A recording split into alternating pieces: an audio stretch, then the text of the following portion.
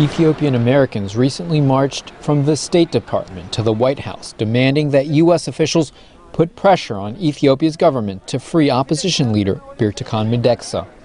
Birtukan, along with other opposition politicians and Ethiopian journalists, are currently in jail on allegations of undermining state authority. They aren't able to report or run in Sunday's election.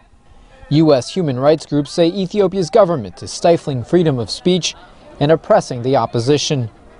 Ethiopian American Anna Haile was one of the protesters in Washington.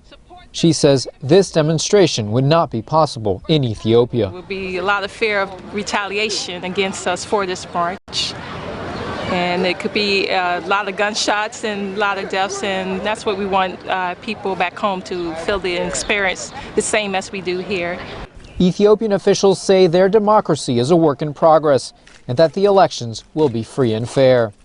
Africa expert J. Peter Pham from the National Committee on American Foreign Policy says Ethiopia is such an important ally that the U.S. must cooperate with its government, however imperfect. Ethiopia has been an important and pivotal state in the Horn of Africa sub-region for many years, and all the more so in this particular period in history where we have utter chaos in most of the former Somali state, the prospect of a breakup of Sudan and other tensions in the area with Kenya, the elections coming up. Terrence Lyons at George Mason University says the Obama administration has tried to modify the relationship.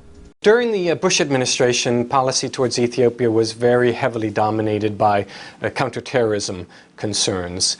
President Obama, I believe, is trying to recalibrate the relationship so that human rights, democracy, and other issues reach equal status with the counterterrorism agenda.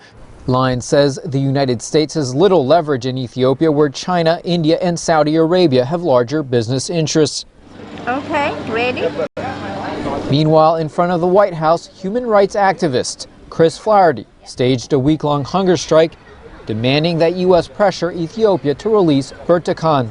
He says it takes sacrifice to bring change. You know, your freedom is going to come at a cost, and it's going to take tremendous effort, and people are going to get hurt. People are going to go to jail. People could possibly get killed. You have to resign yourself into understanding that that is going to be the reality.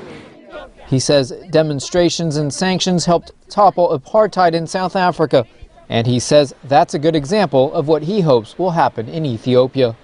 Nico Columbus, VOA News, Washington.